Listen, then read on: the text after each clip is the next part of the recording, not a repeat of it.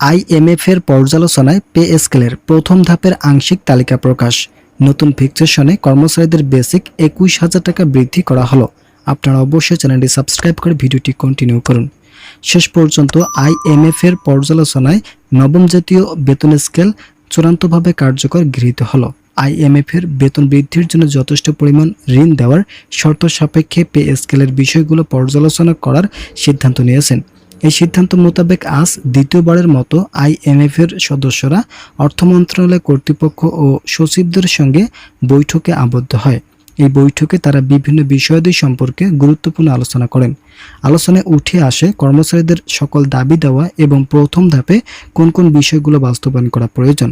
পক্ষান্তরে সকল কিছু বিবেচনায় নিয়ে শর্ত সাপেক্ষে নতুন একটি ফিক্সেশন চালু করেন আইএমএফ। তাদের সিদ্ধান্তগুলো অত্যন্ত ইতিবাচক থাকায় বেতন বৃদ্ধিতে নতুন অবস্থান তৈরি হয়েছে। পর্যালোচনা কমিটি বলেন, সরকারি চাকরিজীবীদের জন্য 44,000 কোটি টাকা বাজেট বরাদ্দ হিসাব নির্ধারণ করলেও এখন বিভিন্ন আইনি জটিলতা লক্ষ্য করা যায়। তবে সকল আইনি জটিলতা পাশ কাটিয়ে দ্রুত সময়ের মধ্যে পে স্কেলের গেজেট প্রকাশ করা অত্যন্ত জরুরি একটি পদক্ষেপ হতে পারে। নতুন পদক্ষেপ অনুযায়ী ফিক্সেশনে কর্মচারীদের বেতন 21,000 টাকা নির্ধারণ করা হয়েছে।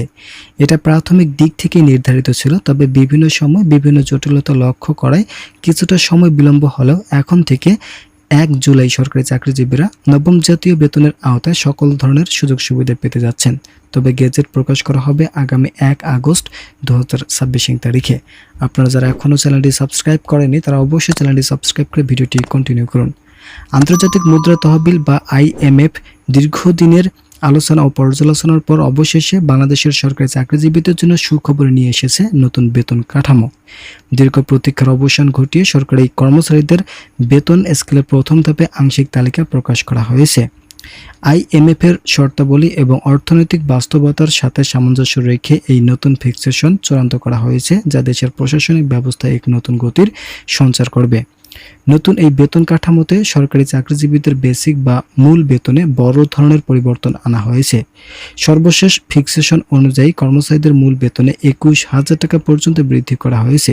এই উল্লেখযোগ্য বেতন বৃদ্ধি সরকারি কর্মকর্তা কর্মচারীদের জীবনযাত্রার মান উন্নয়নে এবং ক্রমবর্ধমান দ্রব্যমূল্যের সাথে খাপ খাইয়ে নিতে সহায়ক ভূমিকা পালন করবে বলে আশা করা যাচ্ছে।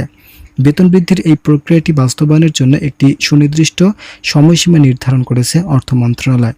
আগামী 1 আগস্ট 2026 তারিখটি সরকারি চাকরিজীবীদের জন্য একটি মাইলফলক হিসেবে চিহ্নিত হয়ে থাকবে।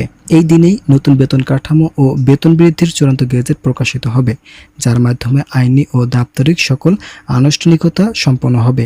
আপনারা যারা এখনও চ্যানেলটি সাবস্ক্রাইব করেননি তারা অবশ্যই চ্যানেলটি সাবস্ক্রাইব করুন।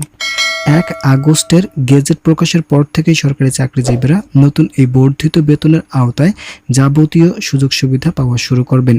এর ফলে বিদ্যমান বেতন স্কেলের সাথে নতুন ফিক্সেশনের পার্থক্য অনুযায়ী বকেয়া বা বর্ধিত অঙ্কের সাথে নিয়মিত বেতনের যুক্ত হয়ে যাবে। সরকার ঘোষিত এই নতুন বেতন কাঠামো অনুযায়ী সর্বনিম্ন মূল বেতন 21,000 টাকা নির্ধারণ করা হয়েছে, যা নিম্ন ও মধ্যম সারির কর্মচারীদের আর্থিক নিরাপত্তা নিশ্চিত করবে। দীর্ঘদিন ধরে সরকারি বেতন কাঠামো নিয়ে আইবাস প্লাস সিস্টেমের জটিলতা এবং বিভিন্ন আইনি সীমাবদ্ধতা নিয়ে যে ধোঁয়াশা ছিল তা এখন পুরোপুরি দূর হয়েছে।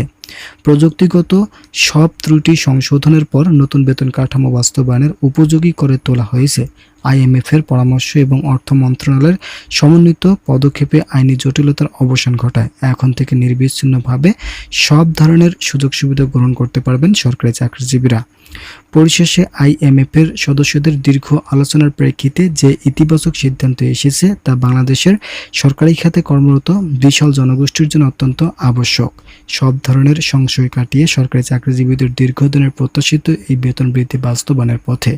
এখন কেবল গেজেট প্রকাশের অপেক্ষা, যার মাধ্যমে দেশের সরকারি সেবা প্রদানকারী কর্মীরা তাদের প্রাপ্য অধিকার ও আর্থিক সুরক্ষা পুরোপুরি নিশ্চিত করতে পারবেন।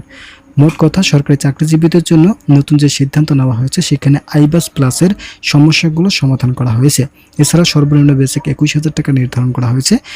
আগামী 1 আগস্ট 2026 তারিখে নতুন একটি সিদ্ধান্ত নেওয়া হবে। এই সিদ্ধান্ত অনুযায়ী সরকারি চাকরিজীবীরা একই দিনে মোট কথা আগামী মাসেই গেজেট পেতে যাচ্ছেন। তো সেই গেজেট পাওয়া পর্যন্ত আপনারা অবশ্যই চ্যানেলটি সাবস্ক্রাইব করে আমাদের সঙ্গে থাকুন।